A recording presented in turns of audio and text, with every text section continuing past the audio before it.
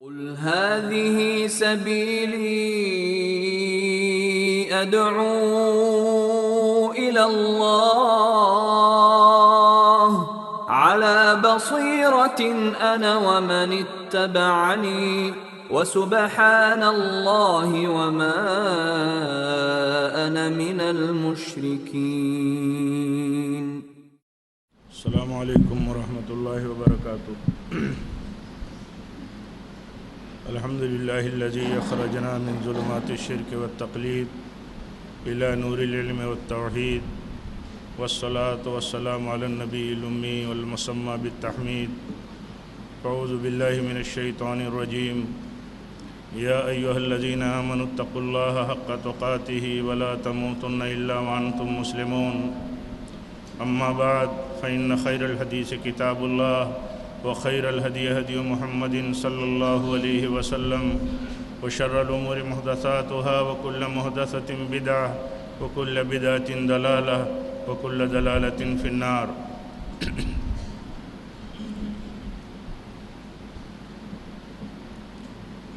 دورہ تدریبیہ کی اس مجلس مبارک کے صدر محترم فضیلت الشیخ مولانا الطاف حسین فیضی حفظہ اللہ، نائب امیر صوبائی جمعیت اہل حدیث ممبئی، صوبائی جمعیت اہل حدیث کے سابق امیر، جماعت کی بزرگ شخصیت حضرت مولانا محمد امین ریاضی حفظہ اللہ، اسی طرح صوبائی جمعیت اہل حدیث کے نائب امیر اور اس کے شعبے دعوت و تعلیم و تربیت کے ذمہ دار، جماعت کے فاضل ممتاز علمی شخصیت مولانا محمد مقیم فیضی حفظہ اللہ، فضیلت الشیخ مولانا عبدالحکیم مدنی حفظہ اللہ، نائب ناظم صوبائی جمعیت اہل حدیث ممبئی، صوبائی جمعیت اہل حدیث کے شعبے نشر و اشاعت کے نگراں اور جمعیت اور جماعت کے فاضل ممتاز عالم مولانا عنایت اللہ مدنی حفظہ اللہ، اسی طرح خطے کوکن میں ہم سب اور جماعت کی دعوتی سرگرمیوں کے آبرو حضرت مولانا عبدالمعید مدنی حفظہ اللہ، جامع مسجد اہل حدیث کاپڑیا نگر کے اور جماعت کے سینئر عالم و فاضل مولانا عبید اللہ سلفی حفظہ اللہ، اور دیگر علماء کرام موقر اور قابل قدر دعات ائمہ کرام. مجھے اس موقع پر افتتاحی کلمات کے لیے جو آپ کے بیچ میں حاضر ہونا پڑا ہے، میں نہیں مناسب سمجھتا کہ میں اس موقع پر آپ کا کچھ وقت لوں. صرف چند کلمات مجھے آپ سے اس موقع پر کہنے ہیں. وہ کلمات اس طور پر کہ دیکھیے، یہ ہماری بہت بڑی بنیادی ضرورت ہے کہ ہم اس طرح کی مجلسوں سے اور اپنے بڑوں سے اور جو لوگ میدان دعوت اور میدان کار کے ایکسپرٹ ہیں ان سے ہم جڑیں اور استفادہ کریں. یہ ہماری بہت بڑی بنیادی ضرورت ہے. یہ اصل میں دورہ اسی طرح کی یاد دہانی اور سوچ کو ڈیولپ کرنے کے مقصد سے منعقد کیا گیا ہے کہ ہمارا سوچنا اور ہماری اپنی حیثیت ہمارے نزدیک طالب علمانہ ہونی چاہیے، اور ہم ہر مسئلے میں، ہر پیش آمدہ مسائل میں ہمیشہ اپنے بڑوں سے جڑے رہیں اور مسائل ان تک ریفر کرتے رہیں. یہ ہماری سوچ بنے. یہ اس مقصد کے تحت یہ تذکیر اور یاد دہانی اور رہنمائی کے لیے اس مجلس کا باضابطہ انعقاد کیا گیا ہے. ایسے صوبائی جمعیت اہل حدیث کی طرف سے مختلف مواقع پر مختلف ملک اور بیرون ملک کے اہم اور معتبر مستند علماء کرام کی آمد پر یہ برابر کوشش رہی کہ ہم سب طلبہ، ہمارے دعات، مساجد کے ائمہ ان سے استفادہ کرتے رہیں. لیکن شعبے تعلیم و تربیت سے مستقل مشورے کے بعد یہ طے ہوا کہ نہیں، باضابطہ پورے دن کا، ایک دن نہیں، 2 دن 3 دنوں کا اس طرح کا پروگرام ہونا چاہیے جن میں ہم سب مل کر کے اپنی ائمہ کرام کے ساتھ اپنے دعات کے ساتھ بیٹھ کر کے ان موضوعات پر ان مسائل پر گفتگو کریں اور سنیں جو ہماری بنیادی اور روزمرہ کی ضرورت ہے۔ آپ جانتے ہیں میرے بھائیوں، میرے عزیزوں اور ائمہ مساجد جو ہماری مطلب جماعتی اور امت کی قیادت کی جو ریڑھ کی ہڈی ہوتی ہیں، اس میں آپ اچھی طرح سمجھتے ہو کہ مقام کتنا بڑا ہے اور کتنا بلند ہے۔ اس لیے اس منصب کی اہمیت کو اور اس منصب کو ذمہ دارانہ ادا کرنے کے لیے ہم سب یقیناً اس سوچ کے ساتھ کام کریں کہ ہم ہمیشہ تعاون کے، تذکیر کے، رہنمائیوں کے محتاج ہیں۔ جس طرح ہمارے پیچھے ایک بڑی جماعت ہوتی ہے جو ہماری رہنمائی میں چلتی ہے، ہم میں کا ہر فرد یہ سمجھے کہ ہم سے جو بڑے لوگ ہیں ہمیں ان کی رہنمائی میں چلنا چاہیے۔ مجھے یاد آتا ہے، میں اپنے علماء سے چاہوں گا کہ اس کی مطلب اس کا ریفرنس دیکھیں۔ میں نے کہیں پڑھا تھا، بہت عرصہ ہوا، کہ حضرت عمر ابن خطاب رضی اللہ تعالیٰ عنہ فرمایا کرتے تھے کہ کوئی آدمی اپنے آپ کو یہ نہ کہے کہ میں سب سے بڑا عالم ہوں۔ اب آپ یہ سوچئے، ایسے بھی نہیں کہنا چاہیے۔ ایسے بھی تواضع اور اصول کا تقاضا ہے کہ آدمی کو کبھی یہ نہیں کہنا چاہیے کہ میں بڑا عالم ہوں، اس لیے کہ اسے کیا پتا کہ وہ بڑا عالم ہے کہ اس سے بھی بڑے عالم ہیں۔ اور اگر وہ اپنی جگہ پر یہ سوچ کر کے رہے کہ نہیں مجھ سے بڑے لوگ ہیں، بڑے علم والے ہیں، تو ہمیشہ وہ متواضع ہو جائے گا اپنے کام میں، اپنے میدان میں، اور اپنے بڑوں کو جو اپنے تجربے میں جنہیں بڑا سمجھتا ہے، اپنے مسائل ان کو ریفر کرتا رہے گا اور ان سے رہنمائی لیتا رہے گا۔ دیکھیے وہ دارمی کا مشہور واقعہ ہم لوگ سنتے رہتے ہیں، بیان کرتے رہتے ہیں کہ حضرت ابو موسیٰ اشعری رضی اللہ تعالیٰ عنہ نے جب مسجد میں دیکھا کہ تسبیح کی ایک نئی شکل اور ایک نیا طریقہ نکلا، تو فوراً اس نئے مسئلے کو لے کر کے حضرت عبداللہ ابن مسعود رضی اللہ تعالیٰ عنہ کے ہاں پہنچ گئے۔ یہ ہم سب کے لیے، ان بزرگوں کی جو ہمارے لیے نمونہ ہیں، یہ مثالیں ہمارے لیے رہنما ہونی چاہیے کہ ہمارے ہاں جو بھی مسئلہ آیا، جو بھی حادثہ دنیا میں کہیں رونما ہوا، جس طرح کی کوئی شکل آئی ہمارے لیے نئی ہے، تو ہم اپنی ہی سوچ سے اس پر کوئی رائے اور کوئی ججمنٹ اور کوئی فیصلہ صادر کر دیں۔ ہمارے لیے طریقہ یہ ہے، اصول یہ ہے کہ پہلے ہم اپنے علماء اور ذمہ داروں کی طرف ان مسئلوں کا ریفر کریں اور دیکھیں کہ وہ کیا رائے دیتے ہیں، اس کے بعد اپنی رائے ان کی رائے کے ساتھ ملائیں، تبادلے خیال کریں، پھر جس بات پر اتفاق ہو اس بات کو آگے بڑھائیں۔ ہمارا یہ طریقہ ہونا چاہیے۔ اسی طرح ایک مقصد جو خاص ہے وہ یہ کہ ہم جب یہ کہتے ہیں کہ ہم انبیاء کے وارث ہیں، انہی کی مشن اور انہی کے وراثت کو لے کر کے چلتے ہیں، تو ہمارا یہ طریقہ ہونا چاہیے کہ جس طرح عقدی مسائل میں، عام تفصیلی مسائل میں ہم لوگوں کی رہنمائی کرتے ہیں، اسی میں ہمارا طریقہ یہ ہونا چاہیے کہ ہم لوگوں کے بیچ میں جس طرح ہم رہنما ہیں، اسی طرح ہمارے اخلاق بھی لوگوں کے لیے سب سے بڑے اور بلند ہونا چاہیے۔ یہ بہت بنیادی چیز ہے۔ عام طور پر یہ دیکھا جاتا ہے کہ مساجد کے ذمہ داروں کے ساتھ، مساجد کے اسی طرح مصلیان کے ساتھ، یا اسی طرح اپنے مدعوین کے ساتھ بہت سارے مسائل مطلب غیر ذمہ دارانہ انداز کے ائمہ اور اسی طرح دعات کے پیش آتے رہتے ہیں۔ ایسا سن کر کے بڑی کوفت ہوتی ہے، بہت تکلیف پہنچتی ہے، تلخی محسوس ہوتی ہے۔ اس میں ہمارا رول اور ہمارا کام بالکل بلند اخلاق کا ہونا چاہیے، اور بہت اچھے ڈھنگ سے پیش آنے والے مسائل، چاہے وہ ذمہ داران مساجد کے ہوں، ٹرسٹیوں کے ہوں، عوام کے ہوں، ہمارا انداز عظیم اخلاق کا ہونا چاہیے۔ جس کی ہم مثالیں دیتے ہیں اس کو ہمیں برتنا بھی چاہیے۔ ہمارے ہاں غوغائیت ایک عالم اور امام ہونے کی حیثیت سے مسئلوں پر بیجا مطلب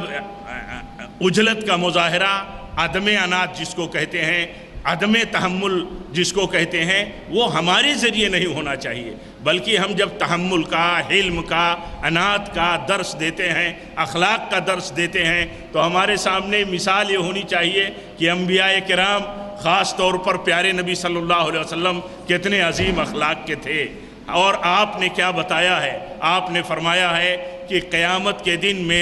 میرا سب سے زیادہ نزدیکی وہ ہوگا جس کا اخلاق سب سے بلند ہوگا۔ اور جب آپ اخلاق کے سب سے اونچے مقام پر فائز ہیں تو آپ کے طریقے پر چلنے والے یقیناً آپ کی امت کے علماء ہیں، ائمہ ہیں، امت کی قیادت کرنے والے لوگ ہیں، دعات ہیں، تو انہیں بھی یہ سوچنا چاہیے اور ان کی یہ ذمہ داری بنتی ہے کہ وہ سارے جتھے میں، ساری کمیونٹی میں سب سے زیادہ بڑے اخلاق پر ہیں۔ آپ صلی اللہ علیہ وسلم نے فرمایا ہے تم میں سب سے بہتر وہ ہے جس کا اخلاق سب سے بہتر ہو، اور آپ نے فرمایا کہ میں اخلاق کے سب سے عظیم مقام پر اللہ کی طرف سے مبعوث کیا گیا ہوں۔ تو یہ ہماری ذمہ داری ہے۔ یہ ساری چیزیں میرے عزیزوں، میرے بزرگوں اور محترم ائمہ اور دعات ہمیں بتانے کی نہیں ہے، صرف تذکیر کے لیے ہیں، اور ہم جانتے ہیں ہمارا ایمان ہے یہ تذکیر ہمیں نفع دیتا ہے۔ بہت سارے علمی مسائل اور بہت سارے ایشوز ہمارے سامنے آتے رہتے ہیں، ہم سب کی یہ ذمہ داری ہے کہ ان ایشوز پر ہم رجوع کریں اپنے علماء سے اور اپنے بڑے لوگوں سے ہمیشہ رابطے میں رہیں۔ یہ اتنا نفع بخش عمل ہوگا کہ جب ایک امام اور ایک طالب علم اپنے بڑے سے جڑا رہے گا اور ان سے مسائل پوچھتا رہے گا، رہنمائی لیتا رہے گا، ریفرنسز اور حوالے پوچھتا رہے گا، تو اسے بہت بڑا نفع ہوگا، بہت بڑا نفع ہوگا۔ اور اپنے بڑوں کا احترام، نظم کا احترام، کام کا احترام، مشن کا احترام، یہ سب سے بلند ہونا چاہیے۔ جب ہمارے سامنے ہمارا مشن سب سے بڑا ہوگا تو ہمارے لیے اس مشن کے لیے قربانی دینا آسان ہوگا۔ یہ ساری چیزیں ہمارے موقف اور ہمارے مشن سے متعلق ہیں جن کو ملحوظ رکھنا ضروری ہے۔ باقی تفصیلی چیزوں میں آپ دیکھیں گے عقیدے کے مسائل ہیں، حالات حاضرہ کے مسائل ہیں، ایک امام اور مطلب اس کے مقتدیوں اور ایک دائی اور اس کے مدعوین کے بیچ کے تعلق کے مسائل ہیں، اور موجودہ حالات میں ملک میں اور اسی طرح عالمی سطح پر پیدا ہونے والے مسائل ہیں۔ ان سارے مسائل کے سلسلے میں رہنمائی قوم اور امت کو، جماعت کو آپ کے ذریعے، علماء کے ذریعے ملتی ہے، اور یقیناً رہنمائی اور صحیح قیادت، صحیح نمائندگی اور صحیح ہدایت اسی وقت دی جا سکتی ہے جب ہم اپنی جگہ پر یہ کام کرنے سے پہلے اپنے بڑوں سے جڑے رہیں، اپنے بڑوں سے معلومات اور ہدایت لیتے رہیں۔ یہ ہمارا طریقہ ہونا چاہیے۔ اس سے بہت بڑا نفع ہوگا، بہت بڑا فائدہ ہوگا۔ یہی ہماری بنیادی ذمہ داری ہے، کیونکہ ہمارے پیچھے ہزاروں لوگ ہیں اور ہمارے آگے بھی بڑے بڑے لوگ ہیں، تو یہ چین جڑا رہنا چاہیے۔ اس تدریبیہ کے مطلب موقع پر جو مجھے چند کلمات آپ سے چند باتیں آپ سے کہنی تھیں، ان میں یہ بات بہت بنیادی میں سمجھتا ہوں، اس کو نوٹ کر کے رکھنا چاہیے کہ جتنے بھی مسائل ہیں جہاں کسی قسم کا بھی کنفیوژن پیدا ہوتا ہو وہاں فوراً رجوع کرنا چاہیے، اور تحمل کا مظاہرہ ہر موقع پر، تحمل کا، عام طور پر عدم برداشت کا ماحول ہوتا ہے۔ دیکھیے ہمارا مقام کبھی ایسا ہوتا ہے، ہو سکتا ہے ہم یہ سوچتے ہیں ہم عالم ہیں، امام ہیں، ہمارے ٹرسٹی ہم سے درجے میں افضل نہیں ہیں، لیکن ہم یہ جانتے ہیں، آپ یہ جانتے ہیں کہ بہت سارے علماء اور ائمہ، بہت سارے سلف میں بہت ساری مثالیں اور بہت ساری مثالیں اور ریکارڈ ہیں کہ بڑے بڑے افضل لوگ مفضول لوگوں کے پیچھے چلتے رہے، کام کرتے رہے، کبھی ان چیزوں کو یشو نہیں بنایا کام کے میدان میں۔ اب جب یشو بنانا شروع ہوگا تو ٹکراؤ بڑھ جائے گا، لازمی ہے ٹکراؤ بڑھنا۔ یہ بات بھی جیسے آپ مساجد کے ائمہ ہیں، ذمہ دار ہیں، یقیناً ایک امام وہی ہوتا ہے کسی مسجد کا، کسی قوم کا جو ان میں افضل ہوتا ہے، یا جو افضل ہو اسی کو امام ہونا چاہیے۔ لیکن کبھی ایسا ہو سکتا ہے کہ کسی عالم اور امام کا بھی ذمہ دار، کسی سسٹم کا ذمہ دار ایسا شخص ہو جو سسٹم میں کام کرنے والوں سے افضل نہ ہو۔ اس میں کیا طریقہ ہے؟ آپ دیکھیے اس میں کیا طریقہ ہے۔ یزید ابن معاویہ رحمۃ اللہ علیہ کے پیچھے جہاد میں شرکت کرنے والے کیسے کیسے لوگ تھے، کتنے افضل اور کتنے عظیم لوگ تھے، بہت ساری مثالیں ہیں، تاریخ میں بڑی پڑی ہیں۔ تو ایسا بھی دیکھا جاتا ہے کہ مساجد میں یہ بھی ایک ایشو بنا رہتا ہے۔ اس طرح کی چیزوں سے بھی ہمیں بچنا چاہیے، بلکہ اپنے مشن کے لیے اپنی بلند اخلاقی کا مظاہرہ کرنا چاہیے، اور بلا اخلاق کے عملی مظاہرے کے میرے عزیزوں ہم اپنے مشن کو مؤثر ڈھنگ سے نہیں آگے بڑھا سکتے۔ ہمارے اخلاق کی قوت سے ہمارے ذمہ داران اور ہمارے ساتھ جڑے ہوئے لوگ سب مسخر ہو سکتے ہیں۔ اخلاق میں اتنی طاقت ہوتی ہے، اخلاق اتنی قوی چیز ہے، ہمارا اس پر ایمان اور یقین ہونا چاہیے، اور ہمیں اس طرح زندگی گزارنا چاہیے کہ ہم میں اور ہم سے جتنے لوگ جڑے ہوئے ہیں سب میں ہمارا اخلاق بلند ہونا چاہیے اور بلند رہے۔ یہ چیز ہمارے سامنے ہونی چاہیے۔ اس تربیتی موقع پر اور اس اہم پروگرام میں میں انہی کلمات پر اپنی باتیں ختم کرتا ہوں، آخر میں یہ کہتے ہوئے کہ دیکھیے دنیا میں پیش آنے والے مسائل میں صحیح میسج، صحیح پیغام عوام میں، قوم میں اور اپنے مقتدیوں میں، اپنی مدعوین میں، جماعت میں پہنچانے کے لیے آپ بنیادی رول ہیں، بنیادی کردار ہیں۔ اس میں آپ کا فرض ہے کہ اپنے بڑوں سے اس مسئلے میں، جو مان لیجئے مینا کا حادثہ ہو گیا، اللہ تعالیٰ شہادت نصیب فرمائے ان لوگوں کو جو شہید ہو گئے، اسی طرح حرم میں حادثہ ہو گیا،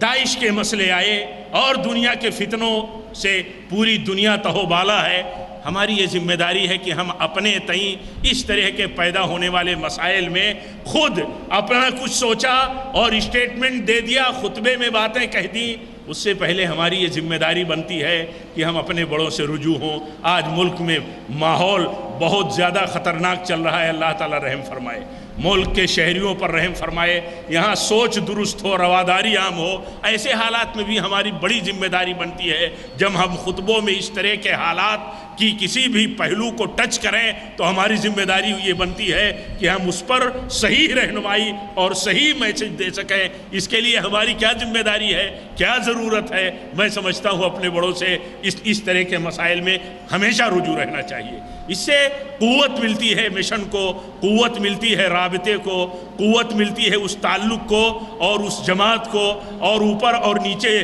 جڑے ہوئے چھوٹے بڑے لوگوں کے بیچ کو جو کام میں لگے ہوئے ہیں۔ اور صحیح سب سے بڑی برکت یہ حاصل ہوتی ہے کہ ہم کبھی اجتماعی طور پر جڑے ہونے کی بنیاد پر گمراہ کسی مسئلے میں نہیں ہو سکتے۔ اللہ سے دعا کرتا ہوں کہ اللہ تعالی ہم سب کے لیے مجلس اور یہ دور تربیہ کا اہم اور مقرر پروگرام ہم سب کے لیے مفید ہو، جمعیت کے لیے، آپ سب کے لیے اور پوری جماعت کے لیے، اور اللہ تعالیٰ اس میں برکت دے۔ ہم سب کو خلوص اور الہیت کے ساتھ پوری دیانتداری اور اصول اور پورے ذمہ دارانہ اپنے منصب کے ساتھ اللہ تعالیٰ ہم سب کو کام کرنے کی توفیق دے۔ وآخر دعوانا الحمدللہ رب العالمین، والسلام علیکم ورحمۃ اللہ وبرکاتہ۔